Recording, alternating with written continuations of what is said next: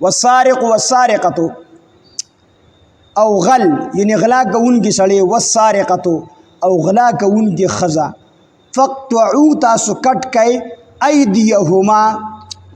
لاسونه د دې دواړو لاس د دې دواړو جزاء دا بدله ده بما د هغه څه کسبا چې دې دواړو کړي دي نکالا عبرت من الله د الله د طرفنا والله الله تعالی عزیز حکیم غالب دی او خاوند د حکمت دی. نو کوم سړی چې غلا وکي د لاس په کټ کیږي خو د لاس کټ کېدو څنګه تاسو ته ما ویلیو چې حدود نافذ د حدودو دې کې چې کوم دی معافي هم څوک نشي کولی او د دې قانون ډېر سخت حدود ډېر سخت خو څنګه چې حدود سخت نو دقه شان د حدودو نافذ کول هم سخت الحدود تندرئ بالشبهات حدود په معمولی شبهه سره چې کوم دی دا چې کوم دی ختمي معمولی شبهه پکې پیدا شوه نو بیا به لاس نه کټ کېږي حد به نه دا کېږي حد به بیا ساقطي نو غلا څه ته ویلی شي سرقه څه ته ویلی شي سرقه ویلی شي د سرقې تعریف دا دی چې یو کس ته چا مال د محفوظ ځای نه بغیر د هغه د اجازت نه په پټه باندې واخلي د غلا ویلی شي. تعریف څنګه شو چې یو کس ته چا مال د محفوظ ځای نه چې د چا مال واخلي خو د محفوظ ځای نه واخلي د چا مال واخلي د محفوظ ځای نه والی دویم بغیر د هغه د اجازت نه دریم په پټه باندې واخلي درې خبرې شو چې چا مال واخلي د محفوظ ځای نه واخلي بغیر د هغه د اجازت نه واخلي په پټه باندې واخلي دې ته چې کوم دی غلا ویلی شي. لومبه خدا چې د مال چې د کم اغستې دي دا د یو کس یا د یو جماعت ملکیت وي د یو کس یا د یو جماعت خپل ملکیت وي او په دې ملکیت کې د دغه غل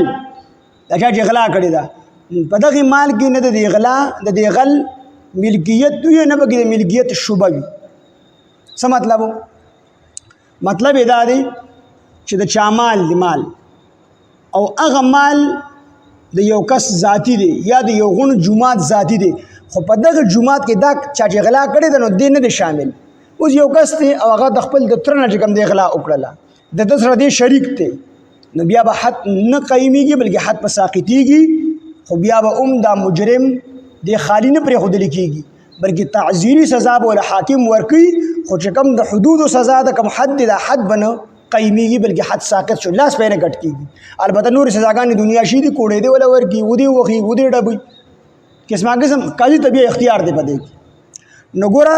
یو چې دا مال د ده ملکیت نه وي د بل چا ملکیت وي او نه د ده ملکیت وي نه پکې د ملکیت شوبه وي. دویم دا چې د هغه د عوامو خلکو مال نه وي داسې مال نه وي چې د ده پکې حق وي کو د ده پکې د حق شوبه وي بیا به ختم نه ساقطېږي. دویم چې د محفوظ ځای نه اغوستي وي داسې نه چې په تا پټي کې دانې پرېښودې ته لاړې کور ته کو دغه چا ووړې په دې باندې حد نه قایمېږي ځکه محفوظ ځای نه دی. هو تا ګودام جرنده کړی دی هغه مات یا ګوټ شا وکړو یا چوکیدار ورته ناست دی د شاته نه راغی پټې کړو په دغه صورتونو کې خو بیا قایمېږي به ښه دی خو نه دا پټې دانې خالي پرېښودې پټي کې راغلی دی او شاته ووړې نو په دې صورت کې بیا حد نه قایمېږي حد به ساقطېږي قاضي به له بله سزا ورکوي خو لاس پې نه کټ کېږي. او دریم دا چې بغیر د په دې کور کې د یو کس نه هم تپوس کړي او د دا شی ووړو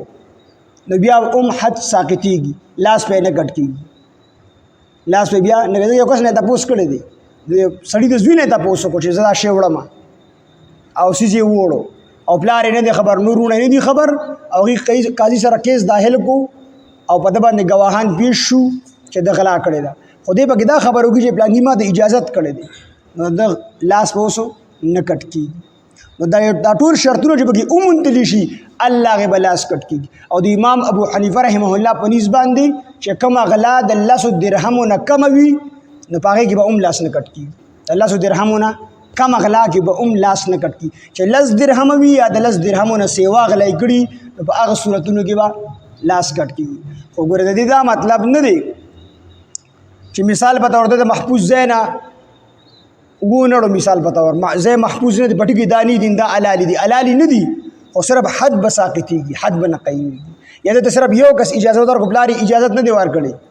دا مال خو د پلار دی که نه، چې مال د پلار شو دا د زوی په اجازت سره نه حلالېږي، د زوی په اجازت سره. هو د زوی خپل ذاتي مال دی بیا ټیک ده، خو که مال د پلار دی نو د زوی په اجازت سره نه حلالېږي. خو دلته صرف د حد خبره ده، معاف کېږي نه. او دلته کې دویمه خبره ده چې مخکې تېر شوي دي چې دا د دنیا سزا ده، د آخرت سزا دا نه معاف کېږي. بهرحال دا ټولې خبرې چې پکې موجودې دي د هغې نه پس په لاس کټ کېږي. خو په حدودو کې څه قسمه چې کوم دی نرمي دا نه کېږي. د بنو محزوم قبیلې یوې ښځې غلا کړې وه او هغې باندې ګواهان او ټول شرطونه به برابر شو. نبی علیه السلام لالاسې پرې کړې نه و، لا حکم یې نه و اورولي، چې خلک په دې غم کې شو چې دې ښځې خو واده چاله ورکړې هم نه ده، د دې چې لاس کټ شي بیا به یې څوک کینه ټول عمر دپاره به ناسته وي. نو خلکو ډېر لویې قبیلې وه، ځکه دا د ابوجهل چې کوم خاندان و دا هم بنو مخزوم کا خاندان، هغې د خاندان اوچت خاندانو سردار.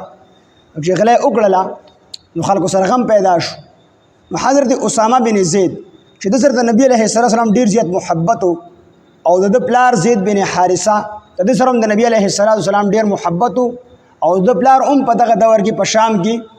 په د موتې په مقام باندې چې کوم دی شهید شوی. نو دې چې کوم دی غلی غلی لاړو، نبی علیه السلام خلکو ته وایي چې ته سفارش وکړه. نو دې چې کله لړو نبی علیه السلام دوی چې د الله پیغمبره دی خبر شوی یم چې یو ښځې غلا کړې ده. نبی علیه السلام دوی او د بنو محزوم قبیلې یوې ښځې غلا کړې ده، د الله پیغمبره څه چل به کېږي؟ نبی علیه السلام ورته وفرمیل لاس پې کټ کېږي. د الله پیغمبره کو د لاس په ځای ورله کوړې ورکړلی شي نو ښه به ني. نبی علیه السلام ډېر زیات غوسه شو، ویې فرمیل اتشفع فی حد من حدود الله، آیا ته شفاعت کوې، ته سفارش کوې د الله په حدودو کې، ته د الله په حدودو کې سفارش کوې؟ او بیا ورته وفرمیل دا خو د بنو محزوم قبیلې ده، کو زما سکه لور حضرت فاطمه رضی الله عنها کو هغې چېرته غلا کړې وي او دا ټول شرطونه موندې شوي وي نو ما به د خپلې لور د حضرت فاطمې لاس هم نه و پرېښی، هغه به مې هم کټ کړ. دا خو د بنو محزوم قبیلې ده. نو دې کې د چا سره چې کوم دي اختیار نشته چې معافي وکړي. خو ګورې مطلب دا چې دا ټول شرطونه برابر وي، شرطونه برابر نه وي نو بیا ته چا لاس نشي کټ کولی. نو کو یو لاس کټ شو په غونډ پاکستان کې انشاءالله 100 کاله پورې بیا څوک غلا نشي کولی. کو یو ډاکو له سزا ورکړلی شوه او نن سبا خو د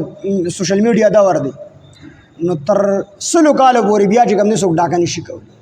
یو زانی له سزا ورکړلی شوه تر 100 کاله پورې بیا سزا څوک زنا نشي کولی. یو قاتل له سزا ورکړلی شوه په شرعي طریقه باندې 100 کاله پورې بیا څوک قتل نشي کولی. خو دا ولې اسلامي قانون نشته دی، اسلامي سزاګانې نشته دی. بس سړی وي قتل وکړه جو بس دغه خبره کال یو نیم کې به د ضمانت وشي، 6 میاشتې پس به ضمانت وشي، کور به ناست. تاسو څوک تپوس کړي د دې وجې نه چې کوم دی قتلونه عام شي.